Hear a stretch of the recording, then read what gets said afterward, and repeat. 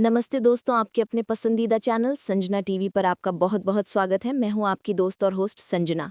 Bose house में जो भूचाल आया है, अनिरुद्ध और ऋषि ने जो कदम उठाया है, उसने कहानी का रुख पूरी तरह मोड़ दिया है। बिना वक्त गवाए सीधे चलते हैं उस महासंग्राम की ओर जो आने वाले दिनों में आपकी टीवी स्क्रीन्स पर आग लगाने वाला है। बोस हाउस की उस भयावह रात के बाद की सुबह बेहद भारी और तनावपूर्ण होने वाली है। घर के अंदर सूरज की किरणें तो आएंगी, लेकिन वो उस घर में जमे हुए अंधेरे और नफरत को चीर नहीं पाएंगी।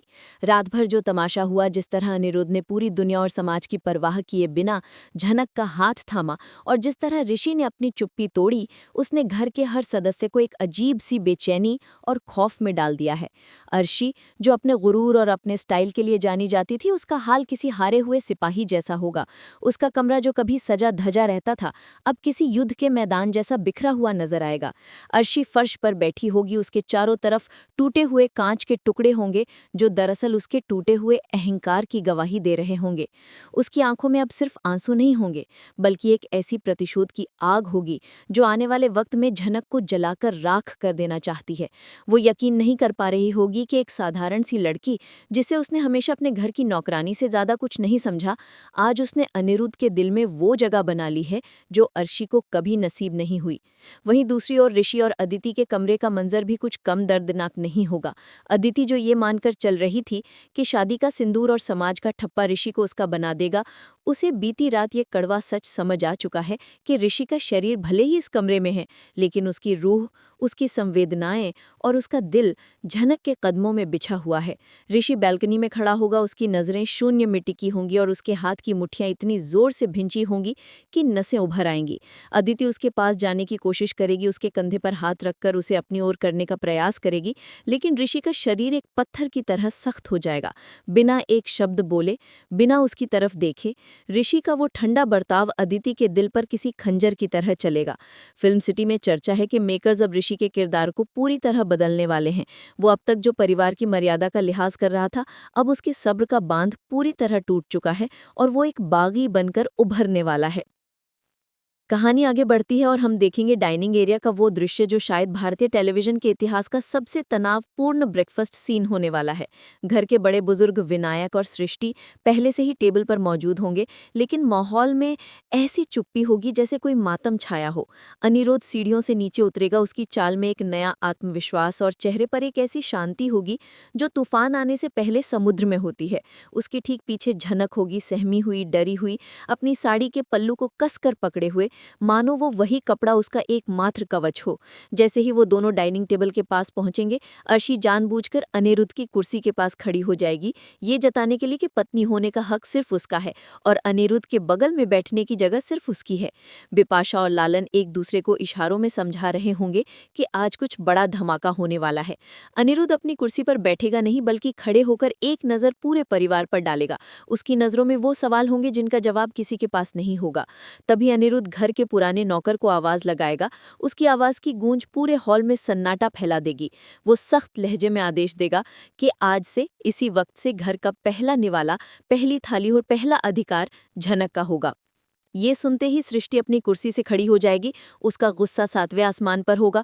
वो चिल्लाएगी कि अनिरुद्ध का दिमाग खराब हो गया है, वो एक बाहरी लड़की को घर की बहुओं से ऊपर दर्जा दे रहा है। अर्शी का तो मानो आपा ही खो जाएगा। वो टेबल पर रखे बर्तनों को झटक देगी और कहेगी कि वो उस लड़की के साथ बैठकर खाना तो दूर, एक छत के नीचे सांस भी नहीं लेना चाहती। लेकिन यहाँ आपको अनिरुद्ध का रौद्र रूप देखने को मिलेगा। वो अपनी आवाज ऊंची नहीं करेगा, लेकिन उसके शब्दों का वजन इतना भारी होगा कि अर्शी के पैर कांपने लगेंगे। अनिरुद्ध साफ कह देगा कि ये घर बोस परिवार का है और बोस परिवार के संस्कार ये नहीं सिखाते कि किसी मजबूर का अपमान किया जाए, और अगर अर्शी को दिक्कत है तो दरवाजे खुले हैं, वो जब चाहे जा सकती है। इस पूरे ड्रामे के बीच एक ऐसा पल आएगा जो आप सभी दर्शकों को चौंका देगा।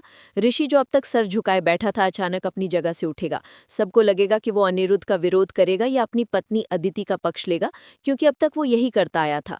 लेकिन ऋषि अपनी थाली उठाएगा और जाकर झनक के बगल वाली कुर्सी पर बैठ जाएगा। ये एक साइलेंट प्रोटेस्ट होगा, एक मौन समर्थन होगा जिसने अदिति की रही सही उम्मीदों पर भी पानी फेर दिया। अदिति की आंखों से आंसू नहीं गिरेंगे, बल्कि उसकी आंखों में एक ऐसा खालीपन आ जाएगा जाएगा जो आगे चलकर पागलपन में बदलने वाला है। वो समझ जाएगी कि अब बात प्यार या अधिकार की नहीं रही है, अब बात वजूद की है। ऋषि का ये कदम अनिरुद्ध को भी एक पल के लिए चौंका देगा, लेकिन दोनों भाइयों की आंखों में एक मौन सहमति होगी कि अब उन्हें मिलकर दुनिया से लड़कर इस लड़की की रक्षा करनी है। कहानी का अगला पड़ाव होगा अनिरुद्ध का ऑफिस, जहां की शूटिंग की खबरें मुझे मेरे सोर्सेज ने दी हैं। अनिरुद्ध ये फैसला ले चुका है कि झनक को घर की चारदीवारी में कैद रखकर उसे सुरक्षित नहीं रखा जा सकता। उसे अपने पैरों पर खड़ा होना होगा, उसे आत्मनिर्भर बनाना होगा। अनिरुद्ध झनक को अपनी कंपनी में एक क्रिएटिव हेड या ब्रांड फेस के तौर पर लॉन्च करने का निर्णय लेगा। ये खबर जब अर्शी तक पहुंचेगी तो उसे लगेगा जैसे किसी ने अपनी प्रोफेशनल लाइफ पर भी हमला कर दिया हो। अर्शी, जो खुद को एक सक्सेस करियर वुमन मानती है, उसे ये बर्दाश्त नहीं होगा कि झनक, जिसके पास कोई डिग्री या कॉर्पोरेट एक्सपीरियंस नहीं है, वो उसके बराबर आकर खड़ी हो जाए। ऑफिस में झनक का पहला दिन किसी अग्नि परीक्षा से कम नहीं होगा। एम्प्लॉयज़ कानाफूसी करेंगे, उसे अजीब नज़रों से देखेंगे, क्योंकि अर्शी ने पहले ही ऑफिस में ये अफवाह फैला दी है कि झनक ने अनिरुद्ध को अपने जाल में फंसा लिया है। झनक घबराएगी, उसके हाथ कांपेंगे, लेकिन तभी एंट्री होगी अनिरुद्ध की। अनिरुद्ध सबके सामने झनक का परिचय एक कर्मचारी के तौर पर नहीं, बल्कि एक टैलेंट के तौर पर कराएगा। वो झनक को एक प्रेजेंटेशन देने को कहेगा। झनक, जो अपनी कला पर भरोसा रखती है, जब बोलना शुरू करेगी, जब वो अपने डांस और आर्ट के विजन को समझाएगी, तो उसकी मासूमियत और उसकी समझ देखकर पूरा कॉन्फ्रेंस रूम तालियों से गूंज उठेगा। ऋषि, जो वहां मौजूद होगा, अपनी सीट पर बैठा झनक को मुग्ध होकर देखता रहेगा। उसे झनक में वो पुरानी मासूमियत और वो आद एक साथ दिखाई देगी जिसे वो अपनी गलतियों की वजह से कब का खो चुका है। लेकिन कहानी में ट्विस्ट तब आएगा जब अदिति भी ऑफिस ज्वाइन करने की जिद करेगी। उसका मकसद काम करना नहीं, बल्कि ऋषि और झनक पर पहरा देना होगा। ऑफिस का माहौल अब एक कुरुक्षेत्र बन जाएगा। एक तरफ झनक अपनी मेहनत से खुद को साबित करने में लगी होगी और दूसरी तरफ अर्शी और अदिति मिलकर उसे हर कदम पर नीचा दिखाने की कोशिश करेंगी। कभी उसकी ज़रूरी फाइल्स गायब कर दी जाएंगी, कभी उसके प्रेजेंटेशन डिलीट कर दिए जाएंगे, कभी उसे गलत मीटिंग टाइमिंग्स दी जाएंगी। झनक कई बार टूटेगी, बाथरूम में जाकर रोएगी, लेकिन हर बार अनिरुद्ध का विश्वास और ऋषि का मूक समर्थन उसे वापस खड़ा कर देगा। अब मैं आपको उस सीन के बारे में बताती हूँ जिसकी शूटिंग के दौरान सेट पर पिन ड्रॉप साइलेंस था। ये है वो बहुचर्चित लिफ्ट सीक्वेंस। देर रात का वक्त होगा, ऑफिस लगभग खाली हो चुका होगा। झनक अपना काम खत्म करके जाने के लिए लिफ्ट में चढ़ेगी और तभी भागते हुए ऋषि भी उसी लिफ्ट में आ जाएगा। जैसे ही दरवाज़ा बंद होगा, किस्मत और साजिश का खेल शुरू होगा। अर्शी ने लिफ्ट के टेक्नीशियन को पैसे खिलाकर लिफ्ट रुकवा दी होगी। ये सोच कर के झनक डर जाएगी और तमाशा बनेगा। लिफ्ट बीच फ्लोर पर अटक जाएगी, लाइट चली जाएगी। घुप अंधेरा और बंद जगह झनक के पुराने ट्रॉमा को ट्रिगर कर देगा। वो सांस नहीं ले पाएगी, उसे पैनिक अटैक आने लगेगा। वो जमीन पर बैठ जाएगी। ऋषि, जो अब तक उससे दूरी बनाए हुए था, उसे इस हालत में देखकर खुद को रोक नहीं पाएगा। वो अपने मोबाइल की टॉर्च जलाएगा और झनक को शांत करने की कोशिश करेगा। उस अंधेरी लिफ्ट में दुनिया के शोर से दूर ऋषि और झनक के बीच एक बेहद इमोशनल बातचीत होगी। ऋषि अपनी लाचारी, अपनी गलती और अपने उस फैसले पर पछतावा जाहिर करेगा। वो कहेगा कि झनक, काश मैं उस दिन तुम्हारे लिए खड़ा हो पाता, काश मैंने समाज के डर से अपना प्यार कुर्बान न कर दिया होता। झनक की आंखों से आंसू बहेंगे। वो ऋषि को बताएगी कि उसने उसे माफ़ कर दिया है, लेकिन अब बहुत देर हो चुकी है, अब लकीरें खिंच चुकी हैं। ये सीन इतना भावुक होगा कि देखने वालों का कलेजा मुंह को आ जाएगा। तभी अचानक लिफ्ट चल पड़ेगी। जब लिफ्ट ग्राउंड फ्लोर पर पहुंचेगी और दरवाज़ा खुलेगा तो सामने अदिति, अर्शी और अनिरुद्ध खड़े होंगे। लिफ्ट के अंदर का नज़ारा, ऋषि का झनक को संभाले होना, दोनों की आंखों में आंसू बाहर खड़े लोगों के लिए गलतफहमी का पहाड़ खड़ा कर देगा। अदिति वहीं बेहोश होने का नाटक करेगी ताकि ऋषि का ध्यान खींच सके, और अर्शी अनिरुद्ध के कान भरेगी कि देखो पीठ पीछे क्या चल रहा है। अनिरुद्ध को एक पल के लिए धक्का लगेगा, लेकिन उसका भरोसा झनक पर इतना गहरा है कि वो शक को अपने मन में घर नहीं करने देगा। वो ऋषि से सवाल नहीं करेगा, बल्कि झनक की आंखों में सच पढ़ेगा, और यही वो बात है जो अनिरुद्ध को बाकी सबसे अलग बनाती है। लेकिन घर वापस आकर माहौल और भी जहरीला हो जाएगा। सृष्टि और अर्शी को समझ आ जाएगा कि छोटे मोटे हमलों से झनक टूटने वाली नहीं है। अब उन्हें अपना ब्रह्मास्त्र चलाना होगा, और वो ब्रह्मास्त्र है तेजस। तेजस की वापसी का सीक्वेंस बेहद डरावना होगा। उसे कश्मीर की वादियों से नहीं, बल्कि किसी अंडरग्राउंड ठिकाने से बुलाया जाएगा। सृष्टि उसे मुंह मांगी रकम देगी और सिर्फ एक काम सौंपेगी, झनक का चरित्र हनन। प्लान ये होगा कि कंपनी की सफलता और झनक के पहले प्रोजेक्ट के हिट होने की खुशी में बोस हाउस में एक ग्रैंड पार्टी रखी जाएगी। शहर के बड़े बड़े लोग, इन्वेस्टर्स और मीडिया को बुलाया जाएगा। अर्शी का घिनौना प्लान ये होगा कि इस पार्टी में सबके सामने झनक को चरित्रहीन साबित किया जाए, ताकि अनिरुद्ध अपनी साख बचाने के लिए उसे धक्के मारकर निकाल दे। पार्टी की रात बोस हाउस रोशनी से नहाया होगा। झनक एक बेहद खूबसूरत पारंपरिक साड़ी में होगी, जिसे अनिरुद्ध ने उसके लिए चुना होगा। उसकी खूबसूरती देखकर अर्शी और अदिति की जलन 7वें आसमान पर होगी। पार्टी शुरू होगी। म्यूजिक, डांस और हंसी मजाक के बीच एक गहरी साजिश रची जा रही होगी। तेजस वेटर के भेष में पार्टी में मौजूद होगा, अपनी गंदी नजरें झनक पर गड़ाए हुए। एक सोची समझी चाल के तहत अदिति झनक के पास जाएगी, मीठी बातें करेगी और उसे एक जूस का ग्लास ऑफर करेगी। झनक, जो अदिति को अपनी बड़ी बहन मानती है, बिना शक किए वो जूस पी लेगी। उस जूस में एक ऐसी दवा मिली होगी जो इंसान को होश में तो रखती है, लेकिन उसके शरीर पर उसका काबू नहीं रहता। दवा का असर शुरू होते ही झनक लड़खड़ाने लगेगी, उसे चक्कर आने लगेंगे। इसी मौके का फायदा उठाकर तेजस आगे बढ़ेगा और कहेगा, मैडम आपकी तबीयत खराब लग रही है, आइए मैं आपको गेस्ट रूम में ले चलता हूँ। ये कहकर वो उसे सहारा देने की कोशिश करेगा। झनक मना करेगी, अनिरुद्ध को पुकारने की कोशिश करेगी, लेकिन उसकी आवाज गले में ही दब जाएगी। तेजस उसे जबरदस्ती एक सुनसान कमरे की तरफ ले जाएगा। इधर अर्शी और सृष्टि तैयार खड़ी होंगी। जैसे ही तेजस झनक को लेकर कमरे में घुसेगा, अर्शी फोटोग्राफर्स और कुछ गॉसिप करने वाली औरतों को इशारा कर देगी कि चलो देखते हैं झनक कहाँ है। प्लान ये है कि दरअसल संजना टीवी को ये एक्सक्लूसिव खबर मिली है कि अनिरुद्ध ने पिछले कुछ दिनों से घर में हो रही हरकतों को नोटिस किया था। उसे अपनी मौसी और अर्शी पर शक हो गया था। उसने पार्टी से पहले ही घर के कोने कोने में, यहाँ तक कि उस गेस्ट रूम में भी स्पाई कैमरे और माइक्रोफोन लगवा दिए थे। जैसे ही अर्शी दरवाजा खोलेगी और तमाशा करने की कोशिश करेगी, अनिरुद्ध वहां मौजूद बड़ी सी एलईडी स्क्रीन का रिमोट दबा देगा। पूरी पार्टी, मीडिया और मेहमानों के सामने उस कमरे की लाइव फुटेज नहीं, बल्कि पिछले आधे घंटे की रिकॉर्डिंग चलने लगेगी। उस रिकॉर्डिंग में सब साफ साफ दिखेगा कि कैसे सृष्टि ने तेजस को पीछे के दरवाजे से अंदर बुलाया, कैसे अदिति ने कांपते हाथों से झनक के ड्रंक में पाउडर मिलाया और कैसे तेजस ने बेहोश होती झनक के साथ जबरदस्ती करने की कोशिश की। रिकॉर्डिंग में ऋषि की एंट्री भी दिखेगी कि कैसे उसने ऐन वक्त पर आकर दरवाजा तोड़ा और तेजस को झनक को छूने से पहले ही दबोच लिया था। ये सच सामने आते ही पार्टी हॉल में सन्नाटा छा जाएगा। अर्शी के हाथ से वाइन का ग्लास छूटकर गिर जाएगा। कांच टूटने की आवाज सन्नाटे को चीर देगी। सृष्टि का चेहरा भक पड़ जाएगा। अदिति, जो अब तक सती सावित्री बनी फिर रही थी, शर्म से गड़ जाएगी। अनिरुद्ध का गुस्सा अब ज्वालामुखी बनकर फूटेगा। वो तेजस के पास जाएगा, उसे कॉलर से पकड़ेगा और मीडिया के सामने कहेगा कि इसे पुलिस के हवाले करो, लेकिन उससे पहले ये बताएगा कि इस खेल का असली मास्टरमाइंड कौन है।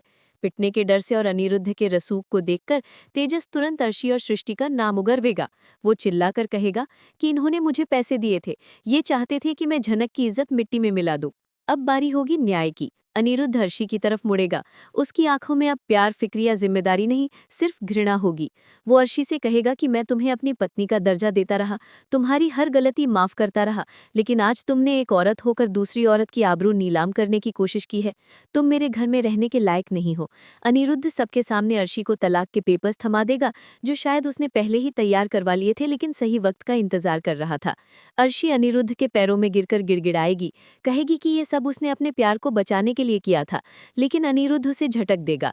उधर ऋषि अदिति के सामने खड़ा होगा। अदिति रोते हुए कहेगी कि उसे मजबूर किया गया था, वो ऐसा नहीं करना चाहती थी, लेकिन ऋषि, जिसने अपनी आंखों से झनक को खतरे में देखा था, अब पिघलने वाला नहीं था। वो अदिति का हाथ पकड़ेगा और उसे घर के दरवाजे तक ले जाएगा। वो कहेगा कि जिस औरत के दिल में इतनी गंदगी हो, वो मेरे बच्चे की माँ या मेरी पत्नी नहीं बन सकती। ऋषि ऐलान करेगा कि वो इस शादी को अमान्य घोषित करवाएगा और अदिति के खिलाफ आपराधिक साजिश का केस दर्ज करेगा। इसके बाद कहानी कोर्ट रूम तक जाएगी। अर्शी और सृष्टि इतनी आसानी से हार नहीं मानेंगे।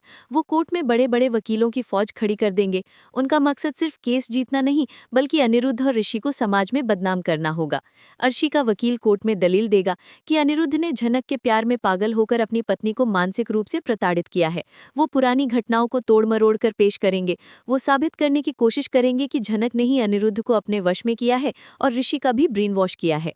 मीडिया ट्रायल शुरू हो जाएगा। अखबारों की हेडलाइंस में झनक को घर तोड़ने वाली औरत कहा जाएगा, लेकिन असली ड्रामा तो तब शुरू होगा जब झनक कटघरे में कदम रखेगी। फिल्म सिटी में मेरे जानने वालों ने बताया है कि इस सीन के डायलॉग्स इतने पावरफुल लिखे गए हैं कि सेट पर मौजूद क्रू मेंबर्स की आंखों में भी आंसू आ गए थे। झनक अपने लिए नहीं रोएगी, वो कोई सफाई नहीं देगी। वो जज की आंखों में आंखें डालकर कहेगी कि हाँ, मैं एक साधारण लड़की हूँ, मेरे पास अर्शी मैम साहब जैसी दौलत या रुतबा नहीं है, लेकिन मेरे पास वो है जो इनके पास कभी नहीं था, सच और चरित्र। चरित्र। झनक बताएगी कि कैसे एक औरत होने के बावजूद अर्शी और सृष्टि ने दूसरी औरत की इज्जत को तार-तार करने के लिए गुंडों का सहारा लिया। वो कहेगी कि अनिरुद्ध सर और ऋषि सर ने मुझे नहीं बचाया, बल्कि उन्होंने इंसानियत को बचाया है। और फिर अनिरुद्ध का वकील वो तुरुप का इक्ता फेंकेगा, जिसे देखकर अर्शी के पैरों तले से रही सही जमीन भी खिसक जाएगी। ये सबूत होगा अर्शी का अपना मोबाइल फोन, जो पार्टी वाली रात हड़बड़ी में गिर गया था और अनिरुद्ध के हाथ लग गया था। उस फोन में ना सिर्फ तेजस के साथ कॉल रिकॉर्डिंग्स होंगी, बल्कि व्हाट्सएप चैट्स भी होंगी जिसमें अर्शी और सृष्टि झनक को गायब करने की प्लानिंग कर रही थे। जैसे ही वो ऑडियो कोर्ट में गूंजेगा जिसमें अर्शी कह रही होगी कि मुझे वो जिंदा नहीं चाहिए, पूरा कोर्टरूम सन रह जाएगा। जज का फैसला सख्त और ऐतिहासिक होगा। अर्शी और अनिरुद्ध का तलाक तुरंत मंजूर करवा लिया जाएगा और अर्शी और सृष्टि पर हत्या की साजिश और मानहानि का केस चलेगा। वहीं ऋषि और अदिति की शादी को धोखे से की गई शादी मानकर रद्द कर दिया जाएगा। कोर्टरूम के बाहर का नजारा देखने लायक होगा। जो मीडिया कल तक झनक को विलन बना रहा था, वो आज अनिरुद्ध और ऋषि को रियल लाइफ हीरोज बता रहा होगा। अर्शी और सृष्टि को पुलिस वैन में बैठकर जाते हुए देखना दर्शकों के लिए किसी ठंडक से कम नहीं होगा। लेकिन असली जीत तो तब होगी जब घर वापस आकर बोस परिवार के वो लोग जो हमेशा झनक के खिलाफ थे, यानी बिपाशा, लालन और यहाँ तक कि दादी, वो सब झनक के सामने सर झुकाए खड़े होंगे। उन्हें अपनी गलतियों का एहसास होगा कि उन्होंने हीरे की परख नहीं की और कांच के टुकड़ों को संजोते रहे। इसके बाद कहानी एक लीप की तरफ बढ़ेगी, लेकिन ये लीप वैसा नहीं होगा जैसा हम आम सीरियल्स में देखते हैं।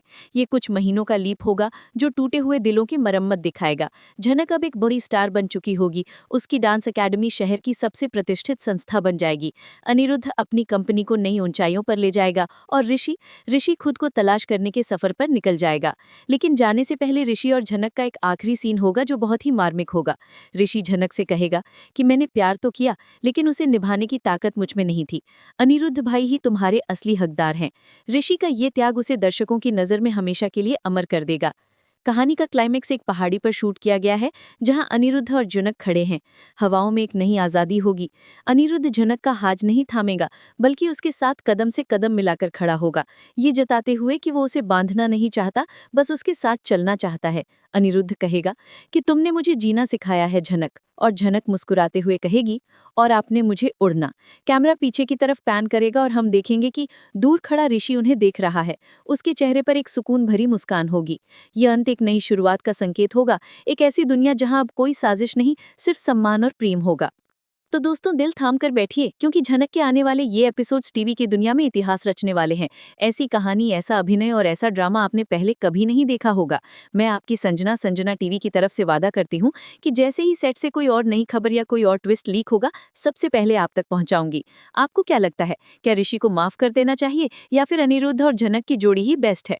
कॉमेंट्स में अपनी राय जरूर दीजिएगा, क्योंकि आपकी राय मेकर्स तक पहुँचाने का काम मेरा है।